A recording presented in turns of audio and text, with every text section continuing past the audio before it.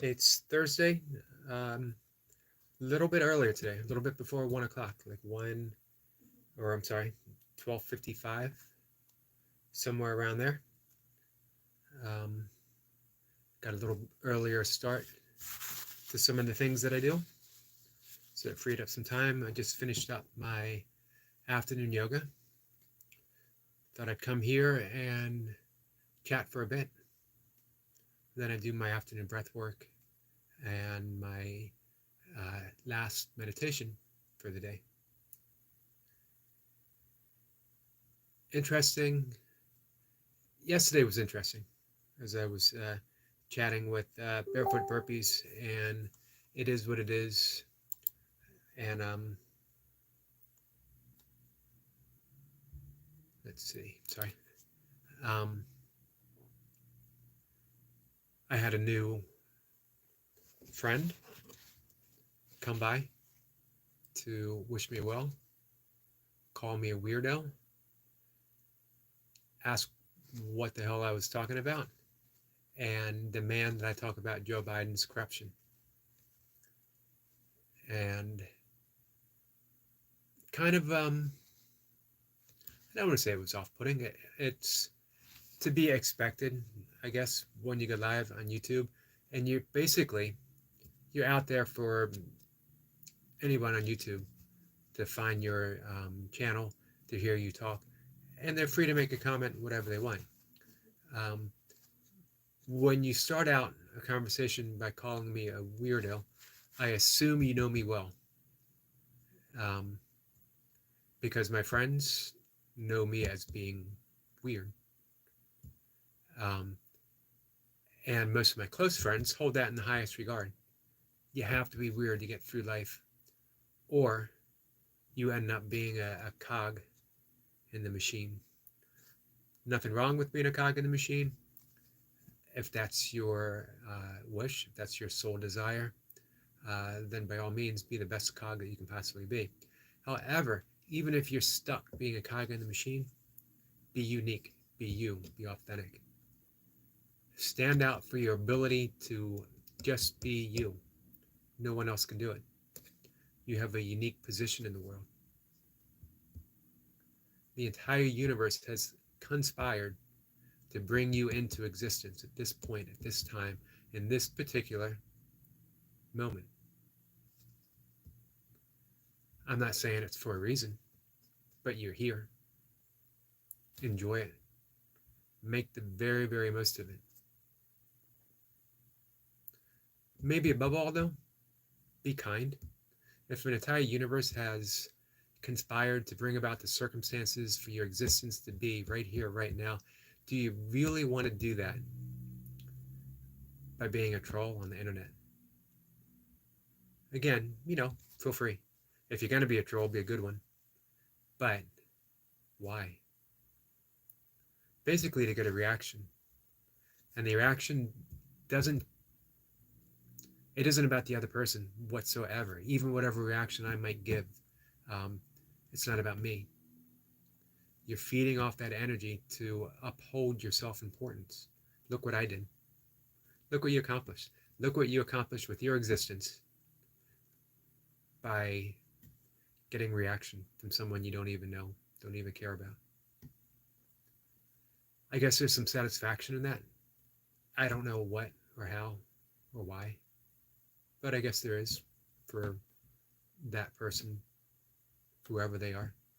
And the world, not just the internet, but the world is filled with people who would love to get your reaction about something. And they feed off of it. And again, it shores up their self-identity, their self-importance, gives them that particular moment of rolling in the energy of another person. Just seems a shallow way to spend your time, to spend your day, to spend an hour. Again, when you think of the importance of who and what you are, an aspect of the universe, Buddha nature, Christ consciousness, pure awareness, whatever, however we want to describe it, that we are aspect of the universe that by an extraordinary series of events, we're right here, right now, and we're going to spend our time being petty to somebody?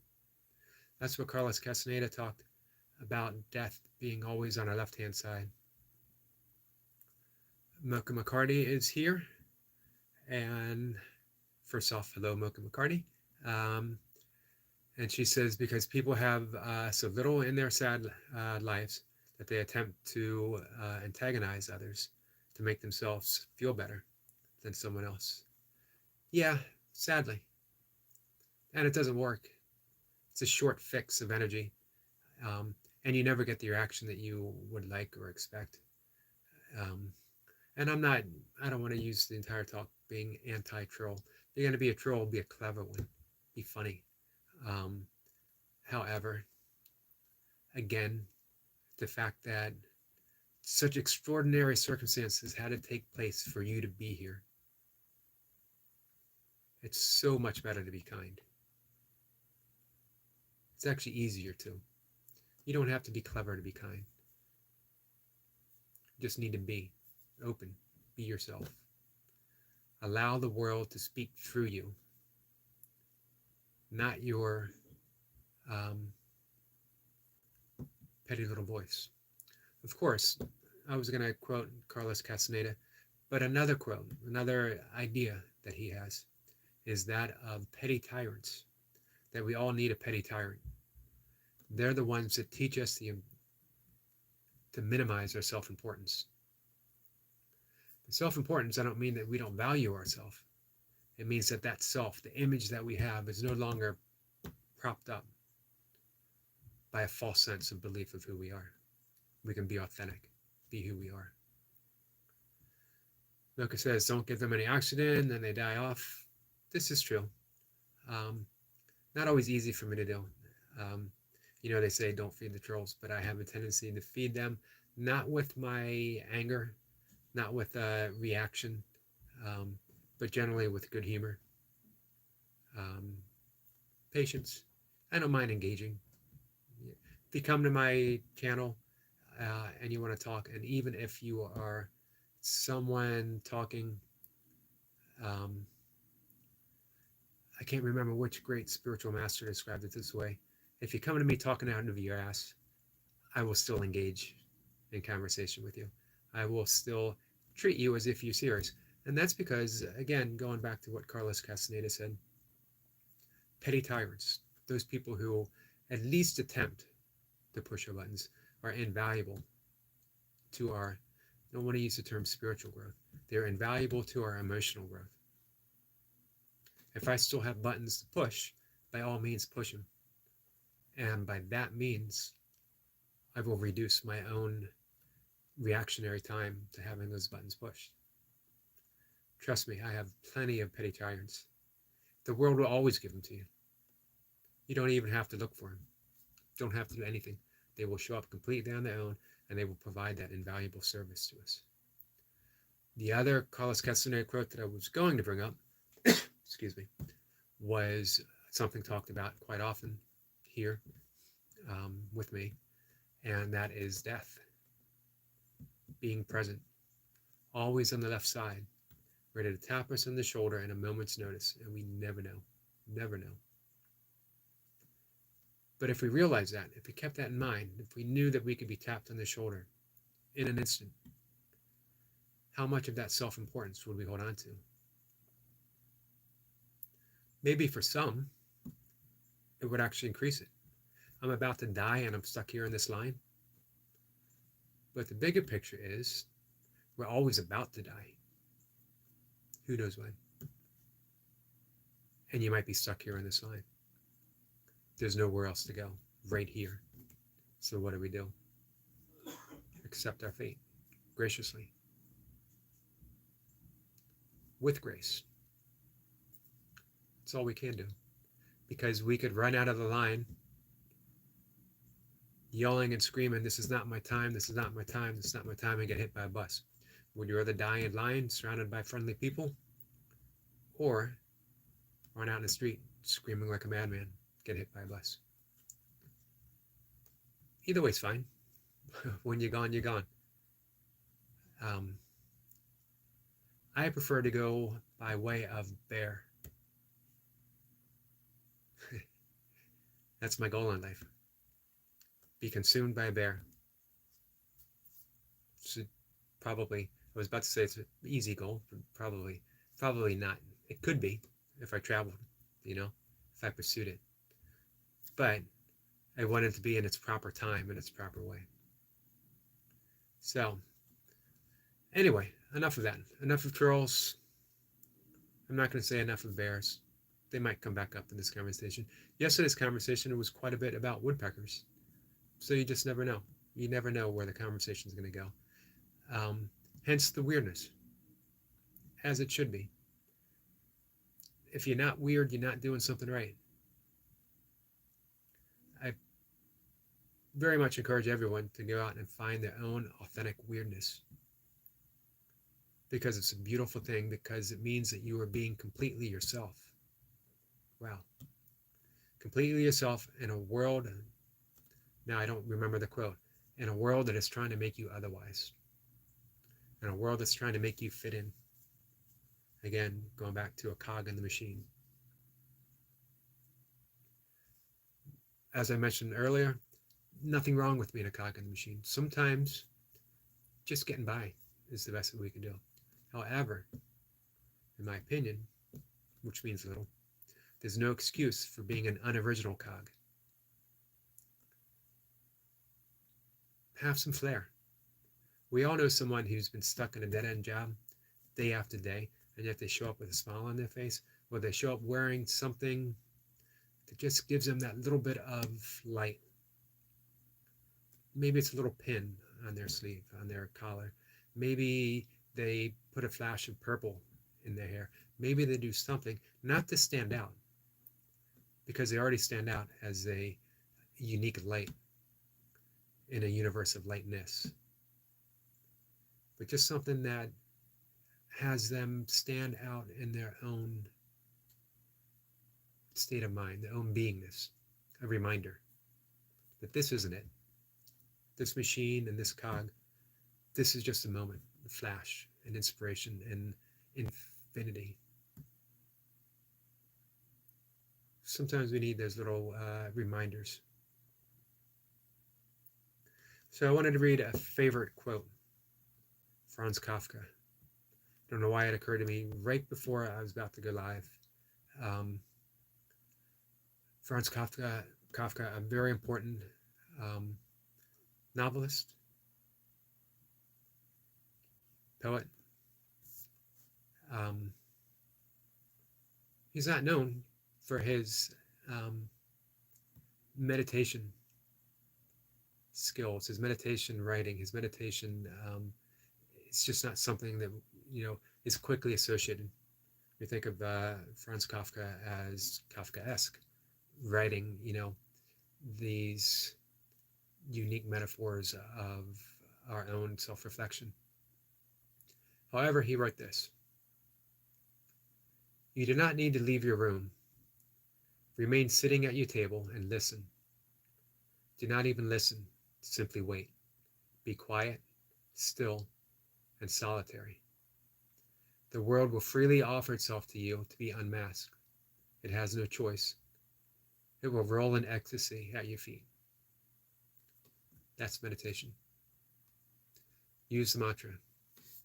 Don't use the mantra. Use the breath. Don't use the breath. But just sit there. And the world will freely offer itself to you. That's how meditation works. That's how just sitting and listening every morning. Wake up as early as you can, as early as you think you can get out of bed. Put one foot on the ground and say thank you. Be grateful. See what happens to your life. Maybe nothing, but try it. See what happens to your life. One foot on the ground. Rumi. Well, I have Google here. This is what Rumi has to say on that subject. So many good things to say with Rumi.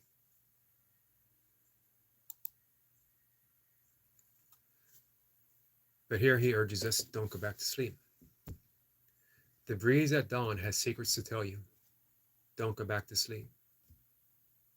You must ask for what you really want. Don't go back to sleep. People are going back and forth across the door sill where the two worlds touch. The door is round and open. Don't go back to sleep.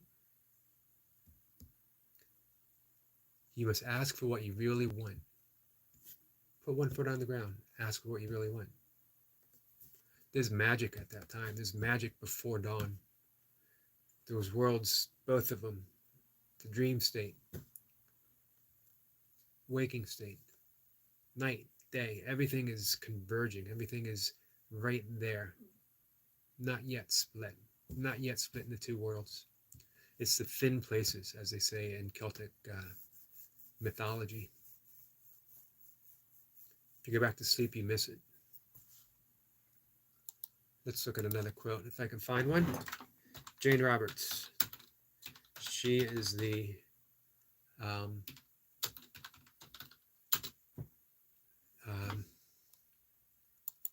channel. She was the channel for the non-physical energy known as Seth. Don't have to believe that. I don't know what I believe. I don't know if people channel the Pleiades. I don't know if angels speak to us.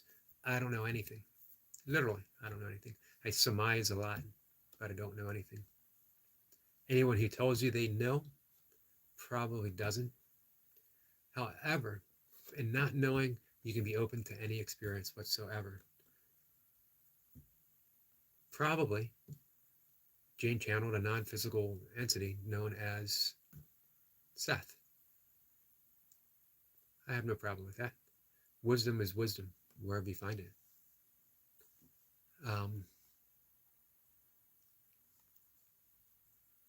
Let's see. I don't think I'll be able to find the exact quote from Jane Roberts, or actually from Seth, I should say.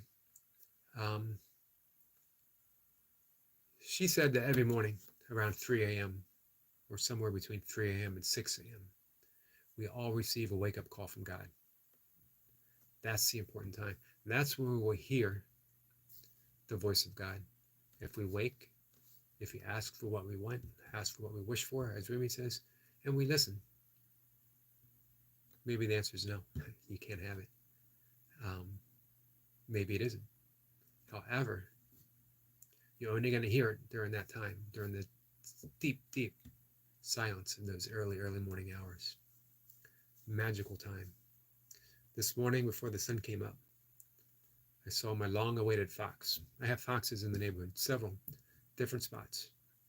Sometimes I would see them fairly often, but it's been probably a year.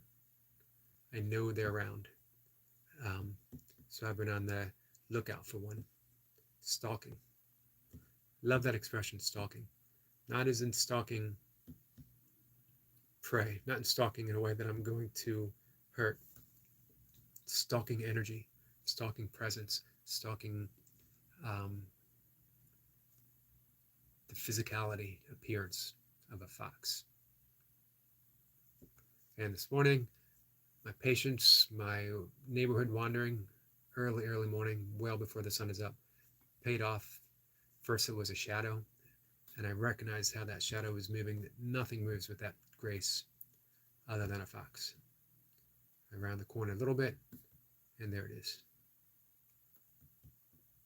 If I had stepped in, completely missed it. So get up early, meditate, say a prayer, ask for what you really wish for. Or don't. There's no bad time to meditate.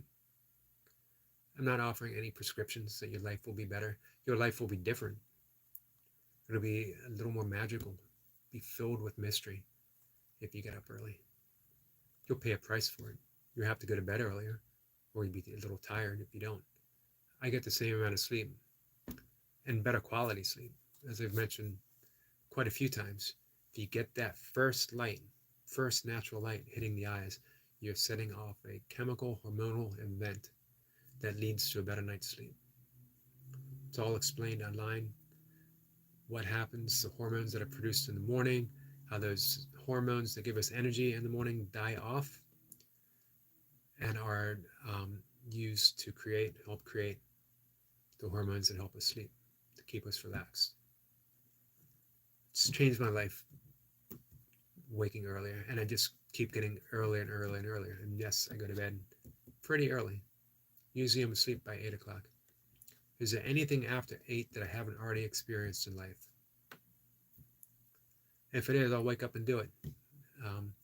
But as of now, I got this what feels to me, very magical approach going through life.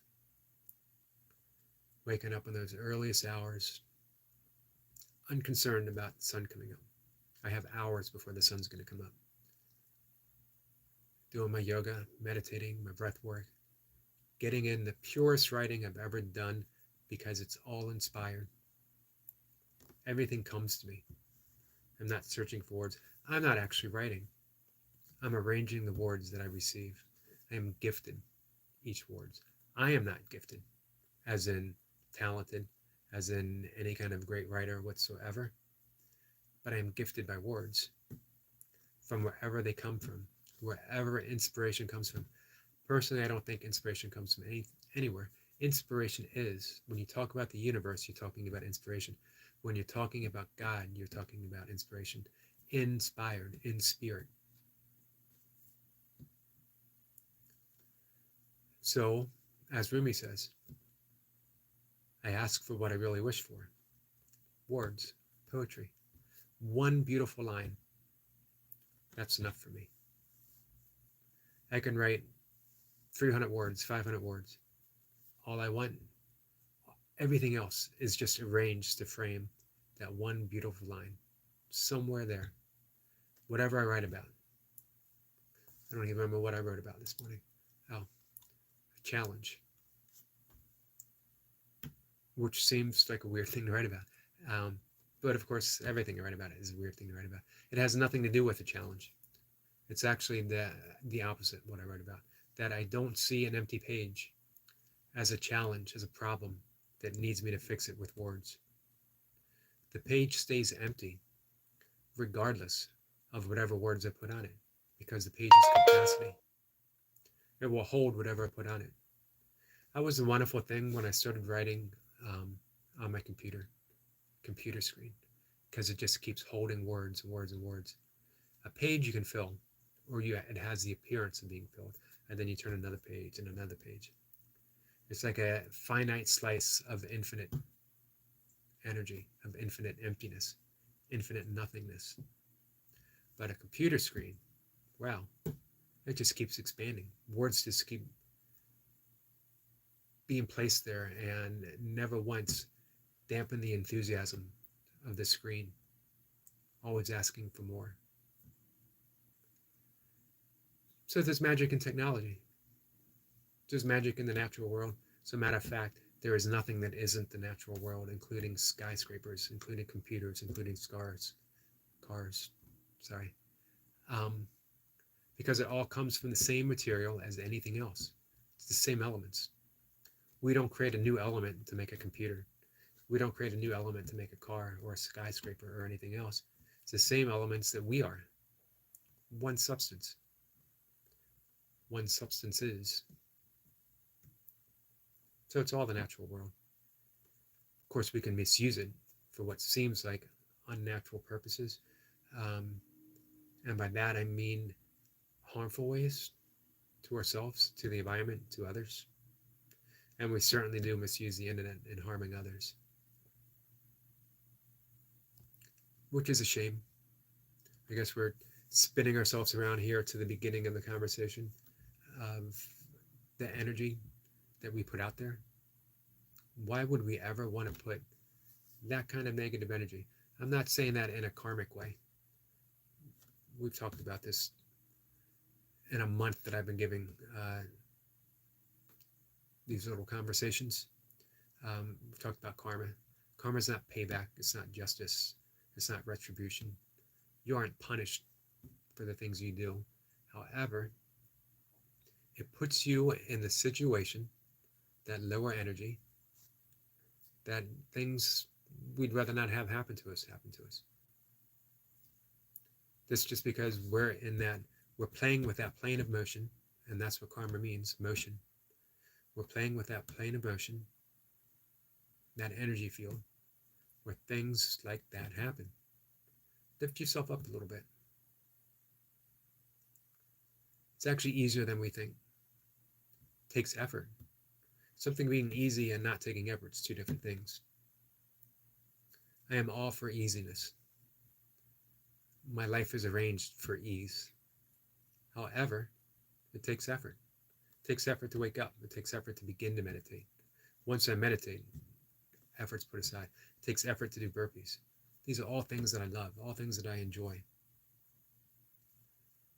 But it takes a little bit of effort to reach that point where we're doing the things that we enjoy, to stop being that cog in the machine that we were talking about earlier. You got to step out of it. If you don't want to play in the shallow end of the stream, I was going to say pool, but I'd rather say stream, pond. You don't want to play in the shallow end of the energy stream. You got to step out of it. Man, there's a whole nother world out there that is all based on kindness, all based on compassion, all based on empathy. Again, it takes a little bit of effort. Step up. You never liked that expression, be a better person than you are now, or, let's build a better self, anything like that. Because when you finally see it, the person, that self, is illusory. How do you build an illusion? It could be a title of a book. It could be a title for a song. How do you build an illusion? And you can't. You can add to it with thoughts. You can add to it with concepts. You can add to it with pettiness, self-importance. But it remains an illusion. It remains illusory. I like illusory better than illusion. Illusion means sort of something a little less there, maybe. Or maybe it's the other way around. Illusory just seems to fit better. Because dreams are illusory, but it doesn't mean they're not real. When we're dreaming them, they are every bit as real as what's happening right now. And you can't tell yourself otherwise when you are dreaming. When you're not dreaming, you can tell yourself a different story. But in that dream, what's happening is as real as anything else that occurs. Maybe realer, who knows? If you were asked a Australian Aborigine, I know there's a better word. I know there's a more politically correct word. They would talk about dream time. Dream time is just the flip side of this, just as real. Again, maybe more so. It just seems to me when you know things like that, when you know that there is a group of people who have this knowingness of dream time, it seems so much more important than being mean-spirited, not wanting to be kind. If you believe anything in the teachings of Jesus, you would want to raise yourself up and offer your best to the world. I mentioned this the other day when Jesus said the meek shall inherit the earth. He's not talking about meek as in quiet, as in letting people take advantage of you, as being this little insignificant speck of a person that allows everything to be pulled over. Meek in the original translation means humble. And to be humble, conversely, means to realize your true self. To realize your true self is to see the inherent emptiness in everything, and that within that inherent emptiness, everything comes to be. The absolute, nothingness, the original zero, that speck of energy from which the Big Bang emerged from, that's us. That's who we are. Our nothingness allows for the entire universe to be, including the appearance of us. So knowing that, our humble origin is a speck, a singularity of nothingness. How's that for being humble? And how's this for bragging rights? You are the entire universe now. Knowing all that, and you can know it just through the experience of being, by doing what Kafka said, and just sit in a room quietly and listen. Don't even listen, just sit. See what happens. You will know the universe because there's nothing else to know. You might know the universe as a thinking Eric, as a thinking whoever, but that's all part of the universe. That's all aspects of the universe. Humble, as well as everything more. So knowing that, why be anything other? Or think that you're anything other? Or attempt to make anyone else feel that they are inferior? Just to get a rise, just to get something. Never understand it.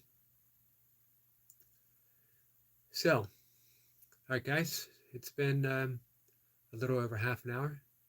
Normally when I start shutting down, when I've reached that point where I've exhausted myself,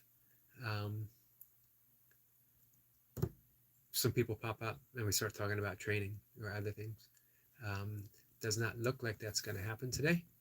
I appreciate whoever popped up. Thank you, Mocha, for your words as always. And I will see everyone later. Tomorrow for burpees. And anyone who is on Instagram, usually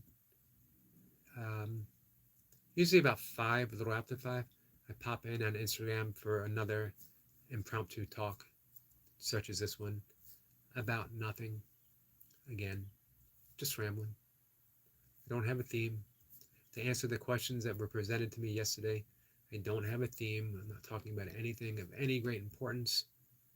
I don't even have a position that I believe in on the things that I talk about, because it's just thoughts, just thoughts. I'm out of things to say about thoughts, because there is that consciousness, that spaciousness, that awareness that is simply aware of the thoughts, as Rupert Spira says, being aware of being aware. There you have it. That's an awakening. That's enlightenment. Being aware of being aware. So what more can you do?